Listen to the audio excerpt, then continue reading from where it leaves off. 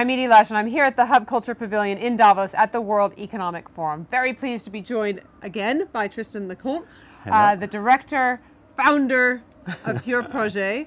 Now, it's been a couple years since we've spoken. Yeah. Tell me a little bit about your message here at Davos. Yeah, well, with Pure Projet, our main objective is to develop what we call insetting, meaning offsetting the carbon, water, biodiversity footprint of companies within their own supply chains, so that they get a direct benefit from this insetting strategy, so that we can get much more budget to engage in these sustainability strategies. We want to go from CSR to the core business of the companies, and the way we do it is we look at companies and at their supply chain, and then we see how we can regenerate the ecosystem of this supply chain by planting trees, like doing agroforestry.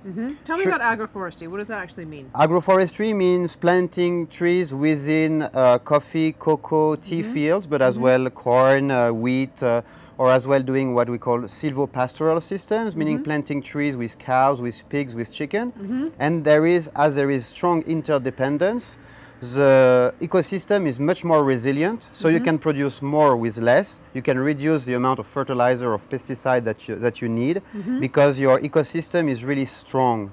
And so it helps the company to secure its procurement, both in terms of quantity and quality, to offset its footprint, to strengthen its relationship with its suppliers, and as well to value its engagement to its consumers. So just by planting one tree, you see it has multiple benefits on multiple indicators, multiple stakeholders.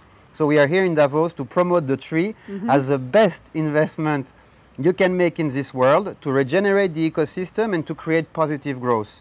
Today we are in a crisis, as well environmental crisis, but economic as well. We have to reinvest some money in the supply chains to make them strong, to make them as well beautiful, to have something to say. Many of the companies here, they don't even know where they buy their products from. Right. So they have to get on hold again to this supply chain, make some social and environmental compliance, and make them progress so that in the future they still have some coffee, cocoa, or tea to deliver. So it's interesting. One of the themes I've been speaking to people about, for example, in terms of supply chain management, spoke to Isabel Allen at KPMG, and she was saying for her clients, what they're really surprised about is how geopolitics are affecting their own supply chain. So in the countries you're working, are you noticing that as well? Yeah, and especially we are heavily affected by climate change. You know, there has been many rains on the harvest this year, which means that in Colombia, coffee farmers lost a lot of their harvest.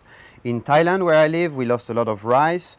In Guatemala, again, we lost on many types of production. And so companies, for example, like Nespresso, it's one of our clients, they want to secure the procurement of good quality coffees. They need Grand Cru, they need top quality coffee. Yep. And if you don't reinvest in the ecosystem to reduce erosion, to depollute the soil, and to protect the crops from climate deregulation, climate change happens through storms, heavy drought, prolonged rains. And so when you do agroforestry system, your farm is more resilient, your crops is better protected. So Nespresso understood that to protect their long-term procurement of coffee, they need to invest, and they invest massively.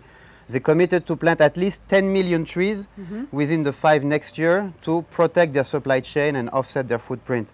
So here we see that what is interesting is it's not only, you know, to do good, to look good that they do that, but really to strengthen their business model. And this is really what we want to foster in order that we really plant what is needed to be planted. Because today, we still continue to deforest like crazy, and the people like us are very few.